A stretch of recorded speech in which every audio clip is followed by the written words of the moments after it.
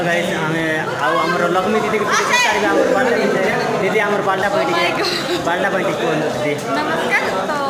Finally एटा में बाल्टा के blog आसी छु। तो अबे मीटिंग होइसी हमरटा मीटिंग होले कि ना जानवर की हमर बोले ब्यूटीफुल नेचर के नेबा के चाहिए कि पूरा पई बोली हमर आदिवासी लोग के हमें गोटे मीटिंग रखबा छु। तो से मीटिंग उठाई लेला तो अगर वीडियो देखा जानि पास हमर भाई के सपोर्ट करा गाइस। तो राजी थैंक यू दीदी आउ जने हमर भाई को पचारबा भाई हमर बाल्टा पैटी के